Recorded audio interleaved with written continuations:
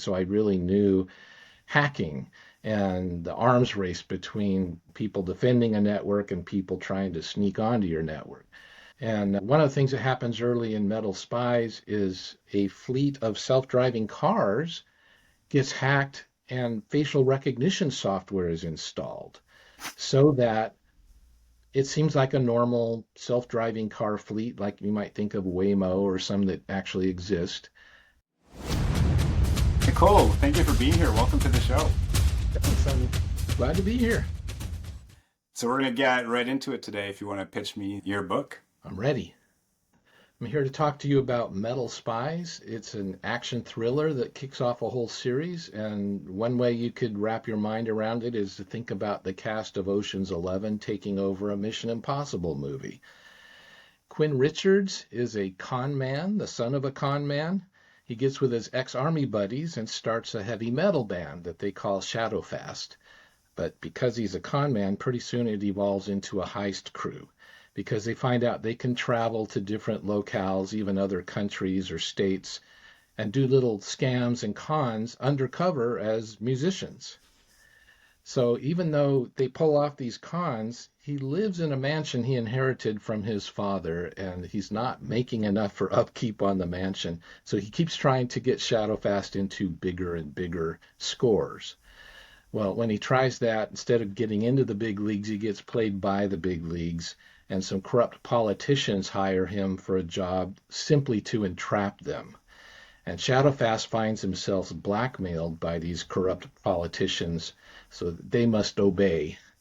What the politicians have figured out is that there is a tech bro billionaire named Brody Bach, and he has been bribed to the tune of 9 figures by actors from the states of Russia and China, and they can tell he's about to launch a technological attack on the United States, but they don't know what it is. So Shadowfast has to find out what the attack is and when it is, or they face prison for life. So this kicks us off into a story full of car chases, double crosses, international intrigue, lots of set pieces, quirky characters that readers really love. And it's for you if you are a fan of action thrillers, and especially if you like kind of team-based ones, like the ones I've mentioned, Ocean's 11, Mission Impossible, A-Team, The Losers. If you remember the old movie Sneakers from 1992, it's that kind of vibe. It's part heist thriller, part techno thriller, and all fun. So you can rock out with your Glock out in Metal Spies. So what inspired you to write the book? I actually got started. Well, first of all, I've been a fan all my life of the kinds of things I just referred to. But what really was the impetus is my daughter. She is a very, very good singer down in Hollywood, and unusually for a female, she's a heavy metal singer. So I was raised in a church culture where I wasn't allowed to listen to heavy metal, and I was pretty much ignorant of it until I was almost 50. My daughter Sarah was in all these metal bands, and she basically just took me to metal school and so, yeah, but you haven't heard this and you haven't heard this. And I found it was really fun, and I just kind of loved it. So one of the main characters in the series is a idealized and exaggerated version of my own daughter. So that's what the main impetus was. That's awesome. So Cold Hit, which is the one you were nice enough to give to me, is that book 4 in this series? Is that how the series works out? Yeah, I wound up, there's 6 books in the series now, and I released them as trilogies. So book 4 actually is the first book of the second trilogy. Okay. You can read it if you haven't read the first 3. But probably the best experience is if you go start to finish, but works either way. And you have the history, yeah. So I'm curious when you're writing an action thriller, how you balance that intense action with character development to make the audience kind of care about the action. I've found in some stories I get into, there's like lots of action, the character's at risk, might die all of a sudden, but I don't yet care if they do, because as a reader, I just don't have a reason to yet. Yes. Yeah. So there's an evolution through the 6 books, right? When I wrote the first trilogy, I had learned that the Tom Cruise, Christopher McQuarrie Mission Impossibles, they would think up a bunch of set pieces first and then try to string them together with a plot. And I actually took that approach in the first trilogy because I had been writing for corporations for years and I just really wanted to break out and do something a lot more fun than an executive pep talk. So those first three books were a total blast to write. I put the whole thing together and then looked at it and said, okay, but what does this mean and what is going on with the characters? And I was actually a little surprised by what the themes turned out to be. As I mentioned that Quinn is the son of a con man, and what you learn through the course of the books is it doesn't actually set well with him. He grew up in it, but he doesn't know if he wants to be a good guy, a bad guy. They try to have their own little shabby code of honor so that they only pick on, as they call it, assholes, rich people, or rich assholes. That's their favorite targets. Um, so there is character development, and he has an arc figuring out, am I good? Am I bad? Where do I want to be? And then in the second trilogy, there's actually considerable more character work, but it's dropped in briefly. Like you don't really get big scenes of people pondering the meaning of life or that kind of thing. It kind of arises from the action. Yeah. Yeah, I like that. There was a lot of action. Really enjoyed that book. And so what scene or moment was the hardest to write, like creatively or emotionally? Well, in the first trilogy, none of it. It was just pure fun. I mentioned it was a nice break from all the corporate writing I've been doing. In the second trilogy, the villains are billionaires who made most of their fortune off of privatized prisons, and they run them in a uniquely heartless way. And I wanted to juxtapose that with scenes of an actual prisoner in one of their prisons and show the difference between how they pitch it to investors and what the real experience of being there is. And that prison stuff was very hard for me to write because, as it turns out, I've never been to prison. Uh, so I usually, write my books in the order that you read it. But that one, every time I got to one of the prison scenes, I didn't know enough to make it seem real. And I knew what was supposed to happen in the scene, but I just kind of put a pin there and move on. And finally, at the end, I had to read several books by prisoners. I watched YouTube channels by people who have been in prison and come out and try to straighten out their lives. And then I could go back and write prison action with things that authentically happened and not just some privileged tech worker sitting up here in Seattle guessing what happens in prison. So Yeah, that that's part fair. was the hardest. Yeah, I could see that.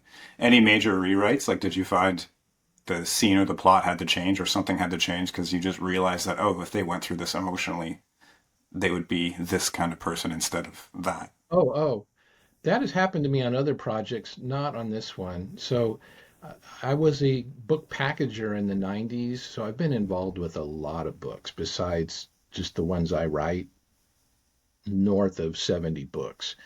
So I kind of know how to mark out the territory without major disruption down the line. Okay. So, if you had to cut a character out of your series, who would you cut and why?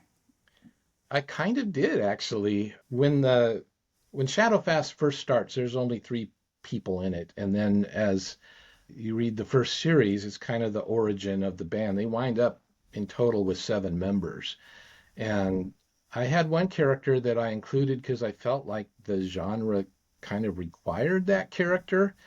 And I found in my beta reads that female readers were not responding to this guy well. And I found that as an author, I usually kind of like all my characters, even the bad guys. I understand where they're coming from. And I didn't even like this character. So in the second series, one of my lead characters dies. It was something I've never done before. It was actually kind of fun to do. Readers report they're pretty shocked to find out one of them never makes it through the second series. So I kind of did what you're asking about. Yeah. So, is your daughter a beta reader? Is she, as, a rock band expert or a metal band expert? Is she reading the books and giving feedback on the metal band stuff? She has read some of them. This is not a genre that's her jam. No. So a lot of times if I wonder about how something works, I just ask her. But also I got to tag along with her for a lot of her band stuff. So that's where, as far as the music stuff and what it looks like from the stage and what you go through setting up beforehand, all that, I've been with her. I've been their band's videographer. So I know that stuff. And, for anybody who cares about the heavy metal side of it, you get some insight into what the gear is and what goes on during the show from the band's perspective. So that, to me, it was all fun. I'm actually finding that for most thriller readers, they don't care either way about the heavy metal aspect of it, but that's fine. It's not the main premise. It's just something that makes it a little distinct. It does. It adds a level of realism because when I read it, I remember thinking like, yeah, this feels like authentic, even though I don't know if it is. It had that feeling that it was, which Okay. is not all books do that. The same with the gaming in the beginning of Cold Hit and the gaming scene. That Like, was really. I don't know of any other thriller that has a setting of an esports tournament. So I don't know either. No. that was a blast to write. And I actually got so into inventing the game that the esports tournament is about that again, the early readers were like, there's so much of it. I had to really back off because I was getting too big a kick out of it wasn't all forwarding the plot. So I trimmed it down as much as I could. So how long did it take you to write? Good question. So, well, 6 books. So the second trilogy took me about 5 months to write because Wow. I end some books on cliffhangers. So I didn't want to release one and then just leave people stuck for a year Mm. wondering what'll happen and probably not wondering anymore, just giving up. So I wrote them all and then staged them so they could be released 3 or 4 weeks apart from each other. I don't actually know how long it took me to write the first trilogy because I was still a full-time employee during a lot of it. So I just snuck it in on evenings and weekends whenever I could. So that was probably more like a couple of years. So Wow. I like having it as a full-time job now because you can just sink your teeth into it and go, go, go. I try to Yeah. write 2,000 words a day, which to some is a lot and to others is not much, but that's what I can do. So, Yeah, I would be on the side of that's a lot myself. 3 books in 5 months. That's impressive. That's a lot of writing. well, it adds up to about 180,000 words all told. So, I mean, that's one of Mark Groening's books. If you know him, he writes the Rain Yeah. Man. Those books are about 160,000, and he puts Yeah. out a couple a year, I think. I think that's the pace that a lot of trad pub authors are going at now. So, Yeah. Yeah. Fair enough. I guess it depends on the size of the book too. So what kind of other research went into these books? well, so my background is I always wanted to be a novel writer, so I wound up with a career that went in a million directions. I mean, I've built yachts, I've dispatched buses, I did all kinds of things, but what really landed as an area for interest for me is around 2000 I got hired by a firewall company, a cybersecurity company, and they addressed their product was for small to medium businesses, and they found that if they had their own tech writers or engineers write the manuals, the small to medium businesses usually have someone running the network who is just the person who forgot to step backwards when they asked for volunteers. They didn't mean to have a career as an IT person. They're just like wearing that hat because someone has to. So they wanted documentation that read more like a magazine style than a technical publication. So I didn't actually know anything about cybersecurity, but they really liked my style. So they took it upon themselves to train me. And over a couple of years, I actually wound up a certified information systems security professional. I got certified by the NSA and certain methodology. So I really knew hacking. and the arms race between people defending a network and people trying to sneak onto your network. So there's a ton of research that's already in my background about all the computer stuff. And one of the things that happens early in Metal Spies is a fleet of self-driving cars gets hacked and facial recognition software is installed so that it seems like a normal self-driving car fleet, like you might think of Waymo or some that actually exist, except that if every self-driving car has 8 or 9 cameras on it, and some of them have LiDAR. I mean, that's how they know where they are. Mhm. So they've been programmed with facial recognition software that if you see this one astrophysicist, accelerate at her. And basically, they're set up so if they see this one person, they become little murder cars. I love that. And that hack was really done at DEF CON. There were people that came and presented on how they could do it. It was in theory, no one was actually murdered, but they showed that it could be done. So all the Wow. technological stuff in the books, it comes short of science fiction. It's things that are really happening, things that I become aware of from working in big data and cybersecurity for so long. But that is where most of the research comes from. I love that. That's awesome. So do your characters also come from your like variety of backgrounds? So I'm always trying to kind of freshen things up. So if you think about other ensemble thrillers like maybe NCIS the hacker or even Mission Impossible, the hacker's always this skinny, nerdy white guy with glasses. But when I worked in big data, some of the smartest people were from all over. And one of the guys I worked with is this huge Samoan dude who looks more like Jason Momoa than Simon Pegg. And so I made him my hacker in my book. His name is Manny, it's just short for Emmanuel. Big Samoan dude, and very much inspired by someone I knew in real life. And the other characters are kind of similar. They're pastiches of real people I met from my decades in IT. To have that experience to draw on. So this when they say write what you know, I guess it helps when you had a job that cool to to Well, write what you know and then apply it yeah. to action thrillers. I love that. Well, thanks, but it flips the other way too, right? I have not been a cop or a soldier, so when it comes to other staples of the genre, like weaponry, like what kind of tactic would you use to clear a building of hostiles, I have to look up all that stuff. Yeah. It's the technology stuff where I'm comfortable and I know what I'm doing is feasible and innovative. But a car chase, I had to research a car chase just to see, okay, what does a guy do when he really is counting on this car to save his life? And I was surprised to find out, oh, they turn off the ABS, they turn off a bunch of stuff. They want the car as analog as possible. It's like, oh, okay, that goes in the book. It's interesting. So who was your favorite character to write?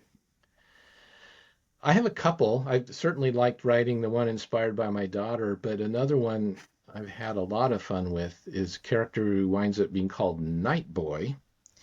And he's called Night Boy in part, there is a real syndrome that is rare but exists. It's less than 1% of all humans have ever had it. It's called the Holmes 80 syndrome.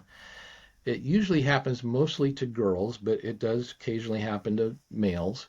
And what it is your pupils are not connected properly, and so they just never contract. Your pupils will always be at the widest they can possibly be, as if you've been in a dark room for 20 minutes or something. And it's kind of a terrible way to live because all daylight is just overwhelming. If you Mhm. have Holmes 80 syndrome and you just go out normally, you would be blinded because the sun would burn through your retina and your cones and rods. So Night Boy has Holmes 80 syndrome. He has to wear heavy wraparound sunglasses all the time. But the flip side of that is that at night, he basically has perpetual organic night vision sight. So he becomes a kind of a scout and a sneak that can do all kinds of things for the band because he can see in the dark. And there is a set piece, especially in the second book, Metal Lies, that was really fun to write, where he has knife fights in the dark in a industrial market in South Korea. Again, it's just something I hadn't seen someone else do, and it was really fun to have a character who has that unique advantage. That's very cool. So in your research, is that something that people with that syndrome, are they able to see better in the dark, or was that like a creative liberty you took for the Oh book? no, that's true. I mean, you know probably from your own experience, if you ever go stargazing, or even if you just sit in your own backyard in the dark some night, after 20 minutes or so, you're seeing far better than when you first walked out of your lit house and Yeah. plopped down. I mean, it is a real thing. If your pupils were completely widely exposed, then what looks like night to everybody else would look like twilight to you. Hmm. So it's Okay. real. Of course, the downside is that all somebody has to do is turn around and shine a flashlight in his eyes, and he's completely Yeah. disabled. Yeah. So it's It's fun. kryptonite. It's like having a superpower in a way, but it's only good for very limited circumstances. Yeah. Yeah. I love that. So a couple more questions for you as we wrap up here. What advice would you give to someone who just published their first or second book? A couple things. I mean, I've been in the publishing industry. I've done a lot of things, but as far as this pen name, writing my own self-published thrillers, I'm not even quite 2 years in. And one of the things I was surprised to find is writing the book is the easiest part. You have to embrace marketing, or nobody will ever find your book. And it doesn't matter if you hate marketing and you don't want to do it. It's like saying, you know what, I gave birth to this baby, but I hate feeding babies, so I'm walking away. You're just going to kill it. So brace yourself. You've got to figure out how to attract a following and keep them informed of what you're doing. And that usually the best thing you can do is start your own email list, because it's the Yeah. one thing nobody can turn off with a twist of an algorithm. Yeah. And if I can give two pieces of advice, even though I was only asked for one, is Sure. that next book, almost nobody can make it on one book or two books. Keep going, Yeah. because what starts to make money for you, if your drive is to be commercially viable, is read through from one book to the next. So set a long-term goal for yourself and set your life up so that you can do it long term. Would be my advice. That's great advice. Thank you. And where can readers find your books? Right now, I'm exclusive to Amazon. They are in Kindle Unlimited, so if you're a member there, you can read them all for free. Otherwise, it's on Amazon, both in ebook, paperback, and the first three books are also in Audible. Awesome. Thank you. Thank you so much for joining me today. If you don't mind sticking around for a couple minutes after the show, we're just going to record a couple extra questions for our newsletter subscribers, which is only available to them. My pleasure. Thanks for talking with me. Thank you.